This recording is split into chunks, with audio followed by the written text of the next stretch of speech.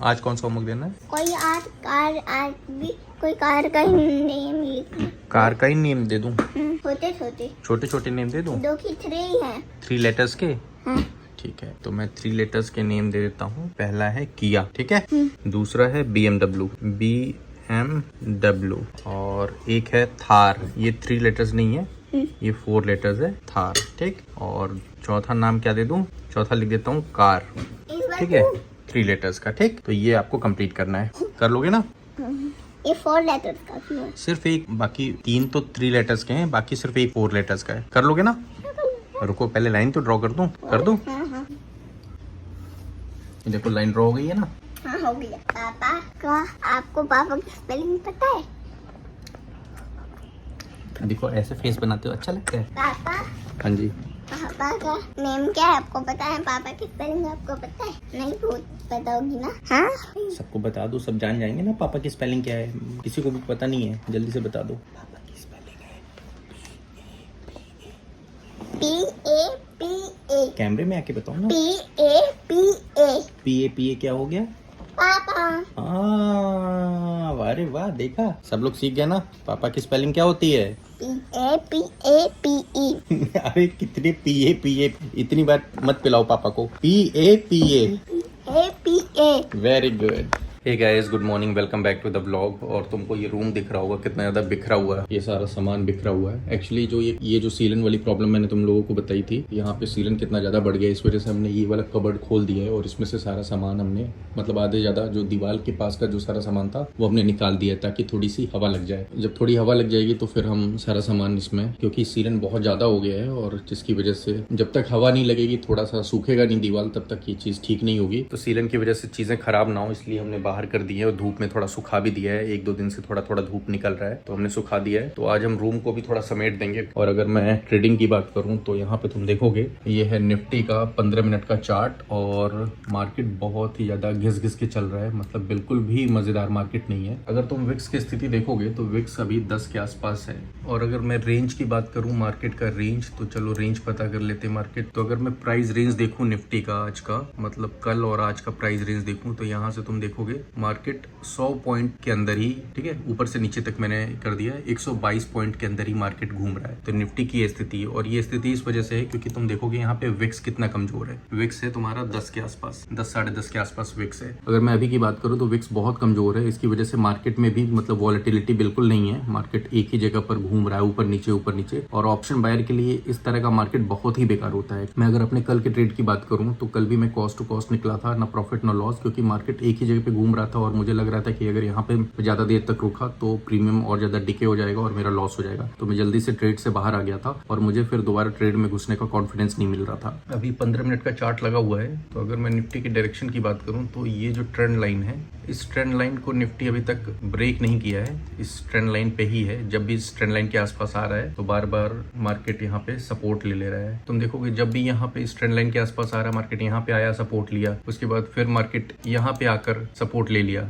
ठीक है, फिर मार्केट ट्रेंड लाइन के पास आया, यहाँ पर सपोर्ट लिया, अब मार्केट यहाँ पर आकर फिर से सपोर्ट लिया और ये फाइनली यहाँ पे अभी आके फिर से मार्केट ऊपर की तरफ जा रहा है। तो देख रहे हो इस ट्रेंड लाइन को मार्केट कितनी अच्छी तरीके से रिस्पेक्ट कर रहा है। बट प्रीमियम में कोई खास हलचल नहीं है, ऐसा नहीं कि कॉल साइड का प्रीमियम बहुत तेजी से भाग रहा है। तो यहाँ पे तुम देख सकते हो ये प्रीमियम के चार्ट्स लगे हुए हैं, कॉल साइड का भी, पुट साइड का भी। तो तुम देखोगे कॉल साइड के भी प्रीमियम मेल्ट हुए हैं, देखो ऊपर से नीचे तक, और यहाँ पे पुट साइड का प्रीमियम है, ये भी मेल्ट हो रहा है। यहाँ पे देखो इस तरह के मार्केट में ऑप्शन बायर को एंट्री नहीं मिल पाती। जब एंट्री नहीं मिलेगी, एंट्री कैसे मिलेगी? जब प्रीमियम में मोमेंटम होगा। ऑप्शन बायर बाई करता है, तो एज अ ऑप्शन बायर मान लो कि मैंने किसी प्रीमियम में, कोई प्रीमियम 70 रुपए पे चल रहा है और मैंने उस पर 10 लॉट बाई किया, तो मैं चाहूंगा ना कि 80 रुपए पे जाकर मैं एग्जिट करूं। लेकिन मैं 70 पे परचेज कर रहा हूं और मार्केट एक ही रेंज में घूम रहा है, तो 70 से वो 65 हो जा रहा है, 60 हो जा रहा है, तो मेरा लॉस ही होगा ना। जब प्रीमियम 80 तक जाएगा ही नहीं, 70 से 72 73 जा रहा है, उसके बाद सीधा नीचे आ जा रहा है। तो मतलब इस तरह से ऑप्शन बायर का ना कॉल साइड में फायदा हो रहा है, ना पुट साइड में फायदा हो रहा है। तो अभी जिस तरह से मार्केट का बिहेवियर चल रहा है, तो मुझे लगता है कि मैं इस हफ्ते अभी मार्केट को थोड़ा अवॉइड करूंगा, ट्रेड ना करने की कोशिश करूंगा जब तक मुझे बहुत ही अच्छा कोई मोमेंटम ना दिखे। और अगर आज की बात करूं तो अभी 12 बज गए हैं, अभी तक मैंने कोई ट्रेड नहीं लिया है। और मैं सेकंड हाफ में ना ट्रेडिंग ज्यादा करता नहीं हूं, चाहे मार्केट कितना भी बढ़िया मोमेंटम दे, मैं उस ट्रेडिंग को अवॉइड करता हूं। निफ्टी में अगर इस ट्रेंड लाइन को मार्केट ब्रेक कर दे तो एक फॉल देखने को मिल सकता है थोड़ा बहुत, बट वही है, प्रीमियम विक्स कमजोर है तो फॉल भी कैसे देखने को मिलेगा, हो सकता है ब्रेक भी करे फिर रिवर्सल ले ले। तो बस देखते हैं अभी क्या चल रहा है। हाँ जी। एंड अभी तक मैं अपना होमवर्क नहीं कंप्लीट किया, मैं तब से लेटा हुआ हूँ। तब से सो रहे थे? हाँ। होमवर्क नहीं किया? नहीं, टैब में गेम खेलना है। गेम खेलना है अभी?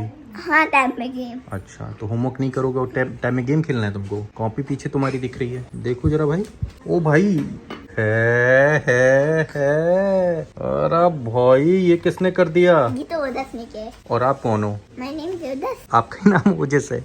अभी तो आप बोल रहे थे आपने नहीं किया है। किया तो है, अभी तक यही तो कर रहा था। मम्मी जब तक खा रही थी तब तक मैंने ये दोनों लाइन कंप्लीट कर दी। बताओ, जब तुमने सारा कर दिया अब तो तुमको छुट्टी मिल जाएगी? हाँ, अब तो तुम मस्ती करोगे सारा दिन। हाँ भाई, हीरो बन गए हैं। पहले होमवर्क कर लिया, हाँ, उसके बाद अपना मैदान में गेम खेलने का मन हो रहा है मेरा। अब तो खेल ही सकते हो। होमवर्क कंप्लीट करने के बाद तो जो मस्ती करना चाहो वो कर लो भाई, कोई टेंशन ही नहीं। होमवर्क करना मत भूलना गाइस। हाँ गाइस, होमवर्क करना मत भूलना। जब तक होमवर्क कंप्लीट नहीं करोगे तब तक टैब देखने को पापा मना करेंगे, गेम खेलने का भी मना करेंगे टैब में। हाँ, और अगर होमवर्क कर लोगे तो टैब देखने देंगे और टैब में गेम भी खेलने देंगे। हाँ, और क्या करेंगे? और छुट्टी हो जाएगी हमारी। और अपना होमवर्क कंप्लीट कर लोगे तो पापा आपकी सारी बात मानेंगे कि नहीं मानेंगे? मानेंगे ना?